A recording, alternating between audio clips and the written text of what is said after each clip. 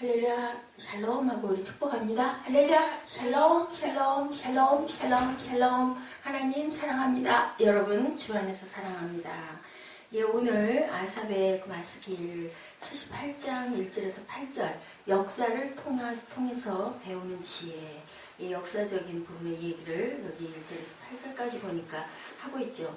내 백성에 내 율법을 들으며 내 입의 말에 귀를 기울일지어다. 예, 하나님 말씀하시죠. 내가 입을 열어 비유로 말하며 예로부터 감춰졌던 것을 드러내려 하니 이는 우리가 들어서 아는 바요 우리 조상들이 우리에게 전한 바라.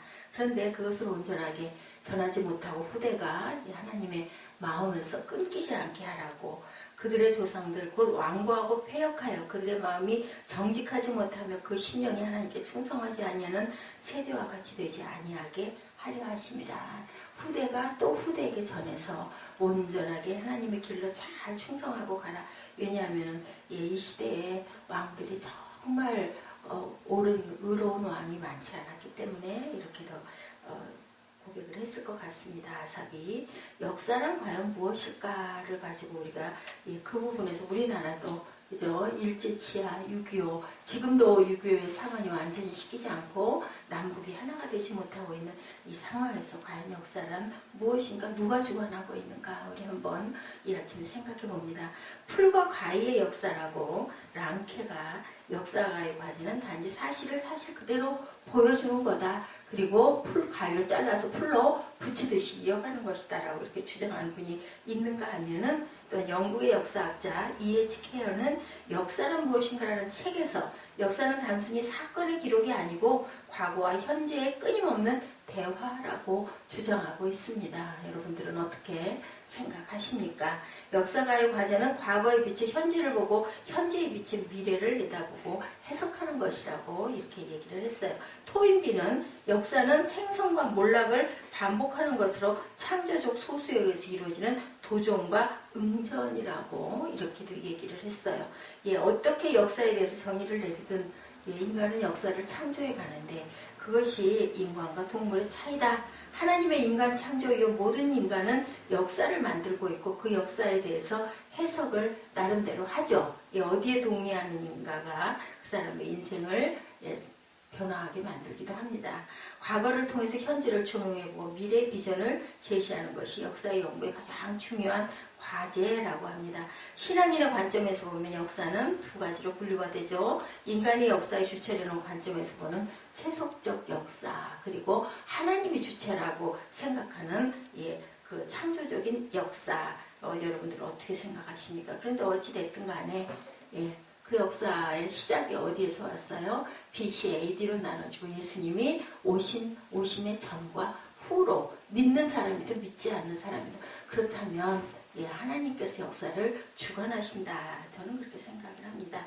인류의 역사는 인간을 구원하시기 위한 하나님의 구원의 역사라는 거죠. 따라서 인류 역사의 주체는 하나님이심을 믿는 것이다. 믿든 믿지 않든 그죠? 우리는 지금 살고 있는 게 AD의 시대, 아노 도미노라고 하죠.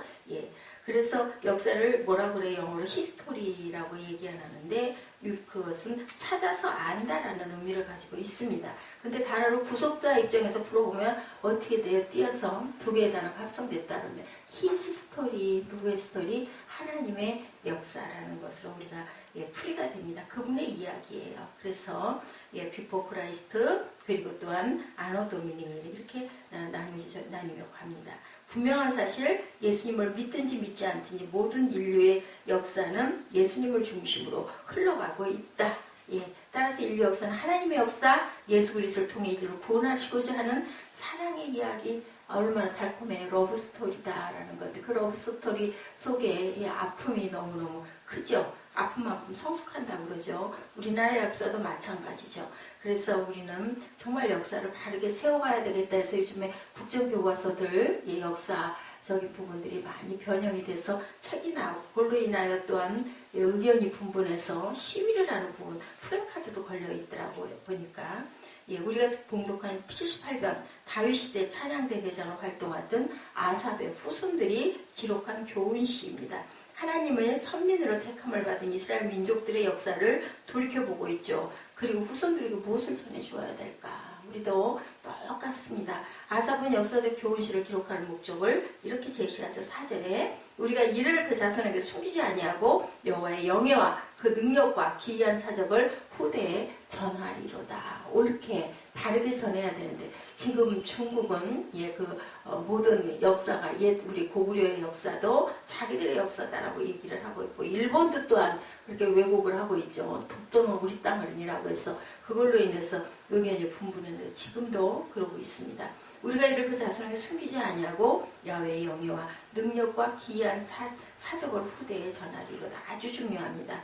오늘 본문을 종합해보면 이스라엘의 폐역한 모습은 4가지로 요약이 되는데 이것은 우리 자신의 모습이고 위기에 처한 우리나라 아직도 해결되지 않은 그러한 국가적인 그런 말씀이라고도 보죠. 그들은 하나님의 말씀에 불순종했다. 우리가 8절까지만 읽었지만 전체적인 흐름으로 보면 그들은 하나님의 말씀에 불순종했다. 10절에 그들은 하나님의 은혜를 망각했다. 11절에서 16절에 나와 있습니다. 굉장히 긴 시예요. 그들은 탐욕에 빠져 하나님을 시험했다. 18절 그들은 끊임없이 우상을 섬겼다. 우상숭배 오래도록 길게 하면 결국은 망하죠. 56절에서 58절에 나와 있습니다. 그 결과는 17절에 말씀하고 있죠. 저희는 계속하여 하나님께 범죄하여 광야에서 지존자를 배반하였도다. 결국은 뭐예요? 사망이죠. 결국은 다 가나안 땅에 들어가지를 못했습니다. 개인적으로 볼 때 하나님은 죄로 인해 죽을 수밖에 없는 우리를 십자가에서 구속해 주셨는데 제가 엊그저께인가요 전한 말씀 중에 그 말씀이 있었던 것 같아요. 하나님 참 억울하실 것 같다. 제가 생각하기에 그렇거든요. 억울하실 것 같아요. 온전하게 섬김을 못 받고 온전한 찬양도 못 받고 또한 교회가 부흥한다고 해도 결국은 사람의 그 드러남으로 인하여 하나님의 영광이 가려지는 경우가 너무 많은데 그 기초 근본에 우리에게 악이 있기 때문이다라는 그런 마음이 듭니다. 우리는 진노의 자녀, 불순종의 자녀였기 때문에 예수 그리스도를 알 수 있는 믿음을 아버지께서 주셨습니다. 또 더더군다나 우리 안에 성령까지 심어주고 가셨죠. 그런데 예수님을 아바 아버지라고 부를 수 있는 특권도 허락하셨는데 과연 어떻게 하고 있는가? 오늘 이 세상을 떠나도 천국에 갈 수 있는 특권까지 주셨는데 그런데 우리는 이 구원의 은혜를 망각할 때가 많습니다. 어메이징 그레이스 잘 아시죠? 나 같은 죄인 살리신 주 은혜 눌러가 잃었던 생명 찾아서 광명을 얻었네. 프리덤이라는 영화가 상영이 된다고 저희 교회에도 연락이 왔어요. 많이들 보라는 거죠. 그래서 제가 그걸 좀 잘 봤으면 좋겠다라는 생각을 하고 좀 알아봤습니다.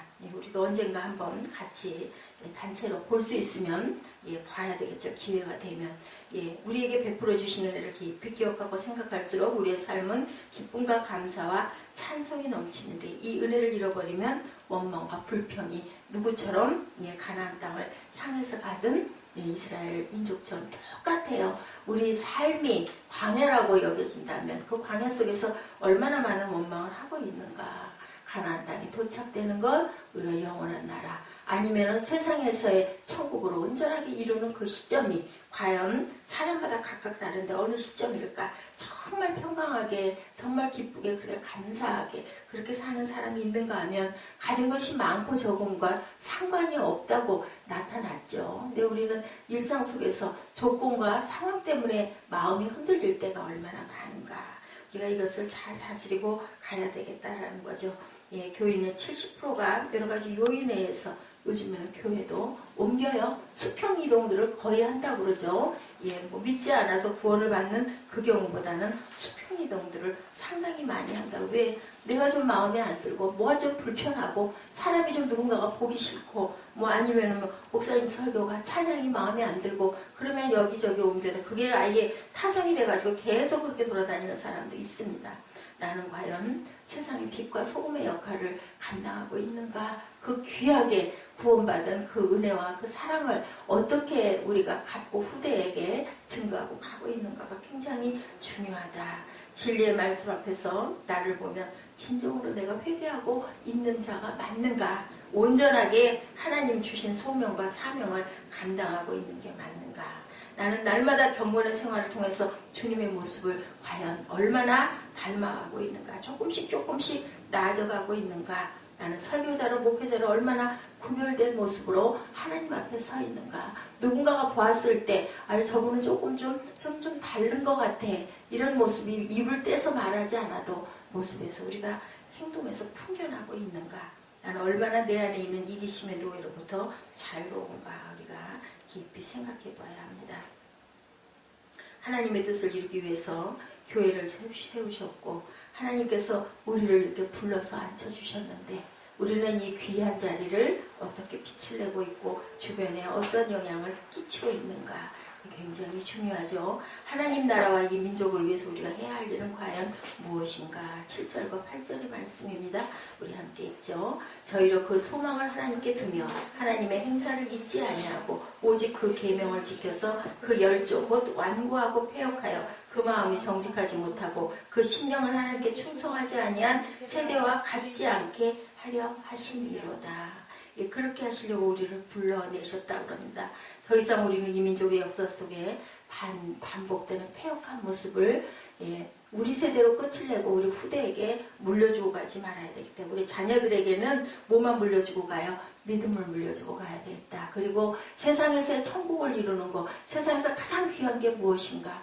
우리가 역사를 우리 입으로 쓰는 것이 아니라 하나님이 쓰신다는 것을 우리가 확실하게 깨닫고 믿음을 심어주고 가야 되겠다. 소망을 어디에다 둬야 되겠다? 하나님께 두어야 되겠다.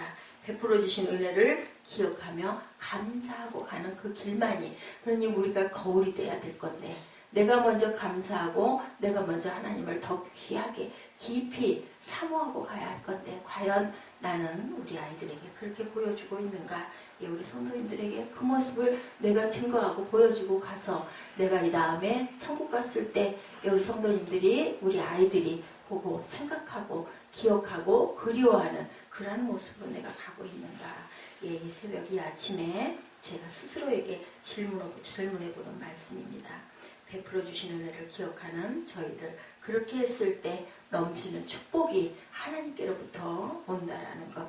우리의 선택 분명하죠. 더 이상 아픈 과거와 역사를 되풀이하지 말자. 그리고 뒷세대에게는 어떤 것만 물려주고 가자. 믿음은 물려주고 가자. 그 히스토리는 누구의 스토리? 아버지의 이야기. 하나님께서 이야기를 하고 계신다라는 그것을 아이들이 기억하게 해주자. 베풀어 주신 은혜를 기억하며 감사하고 가자. 하나님 앞에 어떻게 해요? 정직하고 진실하게 구별된 모습으로 살아가자. 그것을 아이들에게 물려주자. 그것이 우리가 가야 할 하나님의 가나안 땅, 아버지가 주신 가나안 땅이라는 것을 우리 78장 1절에서 8절 말씀으로 우리들이 오늘 한번 새롭게 더욱더 깨닫고 우리가 항상 충성하지 아니한 세대같이 되지 않도록 우리의 자녀들에게 귀한 유산으로 물려주고 가는 그 마음으로 오늘도 기쁨으로 하루를 시작하고 또한 감사로 하루를 마무리하는 저와 여러분 되시기를 주님의 이름으로 축복합니다.